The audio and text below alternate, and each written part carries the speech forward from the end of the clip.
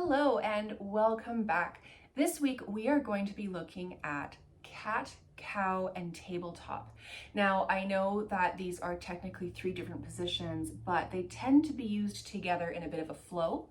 So we are going to be using them that way and observing various different things as we move in and out of these three positions. So we're going to be doing this one flow between those three postures throughout the entire video, okay?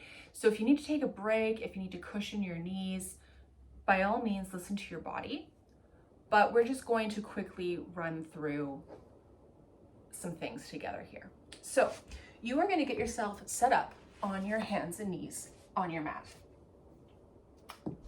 I'm actually going to face this way.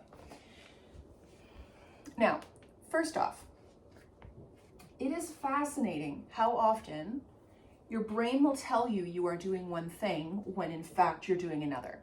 So typically in tabletop, we look to have the hips stacked over the knees and the shoulders stacked over the elbows and the wrists.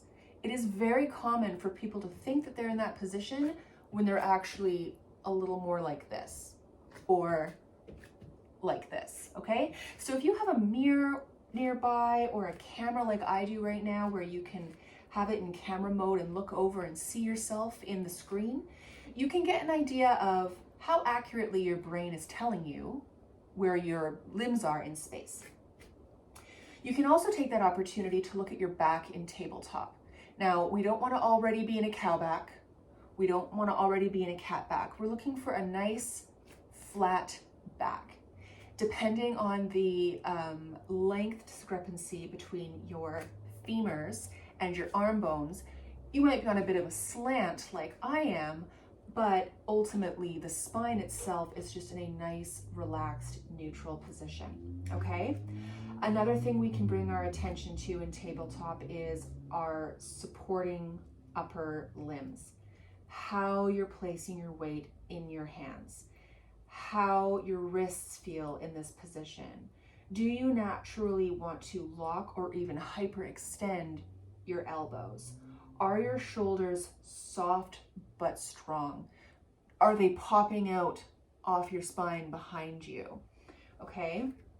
And you can also play with, does it feel more comfortable for you to have your toes kind of top of the feet along the mat or curled under? And just notice what shifts in your body when you play with either one of those, and why do you kind of like one more than the other? We can also use this flow as we breathe out and we arch the back. We can just notice, how does the spine feel and move throughout this movement? How does it feel to push away from the ground with the arms and have those shoulder blades kind of move away from the spine? Does anything change in how you have your weight distributed in your hands or in the position of your elbows? We can start to exhale as we move back through tabletop, and we can start to dip into cow. Again, does anything change in how your hands are carrying your weight? Does anything change in the elbow joints? Do you lose integrity through your shoulders and let them pop up around your ears? Or can you keep them kind of engaged even though the spine is arching? Okay. We might also use cat and cow to just practice our breath, alternating smoothly and slowly and evenly between an inhale and an exhale. And how does it feel to breathe and control the breath as we're in this position and moving through these movements? You can even experiment with doing the opposite, where you breathe in to cat back and out into cow, and just notice how that lands differently in the body. Does it aid or hinder the movement? Does it feel weird? Does breathing feel less full? So it's just a good breathing observation opportunity. Okay. We might also take the opportunity in cat, cow, and tabletop to keep the upper spine and arms more or less in table, but focus on the pelvis being the driving force of the twist, or sorry, not the twist, the rounding and the back extension.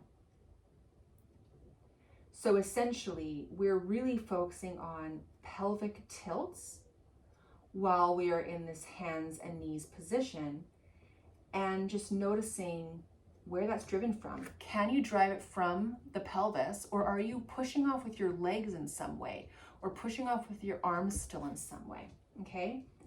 Or are you able to isolate that pelvis, okay? Hey, Georgie.